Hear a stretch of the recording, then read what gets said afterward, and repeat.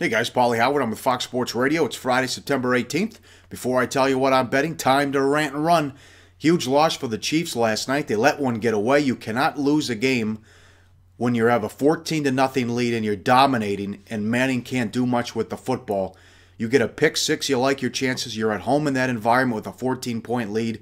Cannot lose that game. 5 more Kansas City turnovers.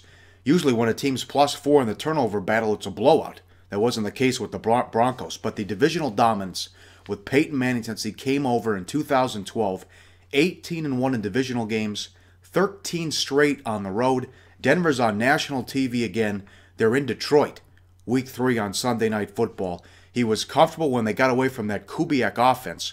Once he went no huddle, he was able to figure some things out. A terrific drive to tie it late. Then they get the gift with the fumble out of Charles.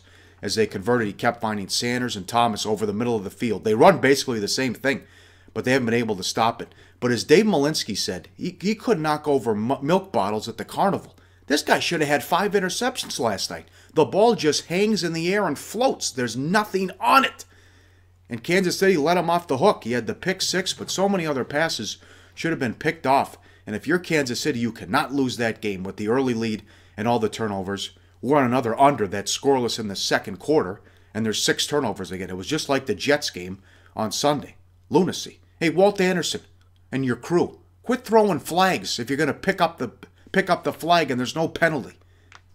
That's the guy who was at the heart of the Deflategate scandal. That guy doesn't know what he's doing. They called a horrible game, by the way. But bad loss for the Chiefs. The other game that was going on was Clemson survives on the road against Louisville.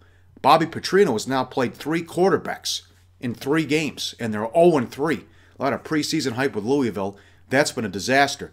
Sweeney was dancing in the locker room after the game. They didn't play well, but survive and advance on the road. Are they a top 15 team? Well, we're going to show it coming up because they play Georgia Tech, Notre Dame, and Florida State. They also go to Miami. But the big games, their toughest games, are at home the rest of the way. Time to tell you what I'm betting. 2 featured pro picks up at pregame.com. Sleepy J with a 3-star in college football tonight. The big Florida State-Boston College game. Sleepy has your winner with its 3-star. Grab that for only $5 as Sleepy looks to keep it going. And Uncle Dave, here he goes again. Mr. Baseball, his game of the month won yesterday in MLB. He's back with a 3-star tonight in Major League Baseball. 2 picks you must have up at pregame.com.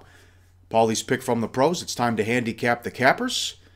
Uncovering that hidden gem and bringing it to you every day. This pitcher's been very good to us the last 2 months.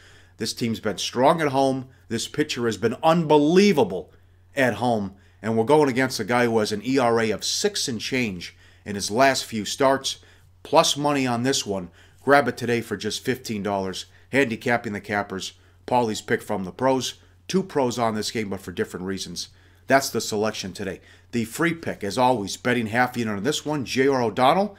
He's on the Saints and Buccaneers over on Sunday. Read his full write-up and analysis and get all the free picks up at pregame.com. I've ranted. Now I'm going to run. Good luck out there. We'll see you tomorrow on pregame.com.